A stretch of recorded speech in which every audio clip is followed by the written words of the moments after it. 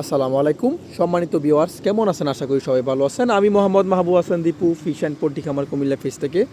এটা হলো আমাদের 200% প্রজেক্ট। এই প্রজেক্টটা কালীবাজার বল্লভপুরে উপস্থিত। আমাদের এই পুকুরে সিপি তেলাপিয়া আছে, এই যে দেখেন তেলাপিয়াগুলো। সিপি তেলাপিয়া আছে প্রায় 5500 বা 600 এমন হবে। আর রুই মৃগেল আছে 3000, সিলভার ব্রিকেট, কাতল, গ্লাস কাপ, কার্পু, সব কিছু মিলে এই পুকুরে একটা মিশ্র চাষ। আর পাঙ্গাসটা আমি একটু কয়দিন পরে দেবো, কারণ এখন যেহেতু শীত, এখন মাছ লাড়াচাড়া করে এক পুকুর থেকে আরেক পুকুর ট্রান্সফার করলে সমস্যা হবে, মাছের বাইরে সংক্রমণ হতে পারে।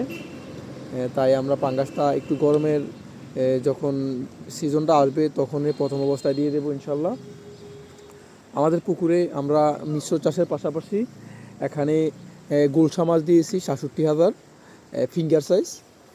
আলহামদুলিল্লাহ এখন মোটামুটি ফিঙ্গার থেকে আরও একটু বেশি বাড়ছে, প্রায় ভালো একটা ফলাফল পাইছি। আর এই যে দেখেন আমাদের পুকুরে আমরা এরোটারের ব্যবস্থা করছি, কারণ বর্তমানে দেখা যায় আবহাওয়া খারাপ হলে একদিনে প্রায় 2-4 লাখ টাকার মাছ মারা যায় মাছ স্টক করে। তো সেক্ষেত্রে এই যে দেখেন এরোটোটা লাগানোর সাথে সাথে কেমন একটা ঢেউ আসছে, প্রচুর পরিমাণে ঢেউ।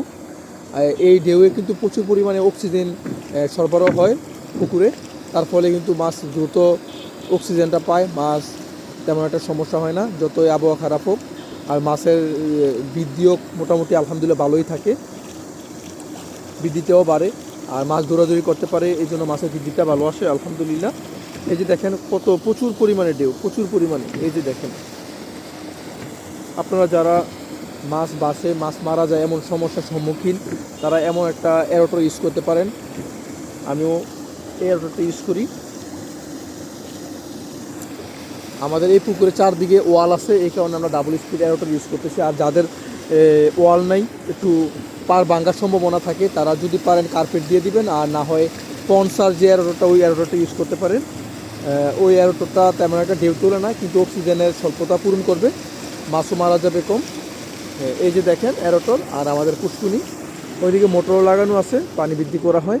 তাহলে আমরা এই পুকুরে চাষ দিলাম একটা মিশ্র চাষ, সিপি তেলাপিয়া আর সাদা মাছ, রুই মৃগেল, সিলভার ব্রিগেড, কাতল, গ্লাস কাপ, আর সাথে হলো গোলসা মাছ।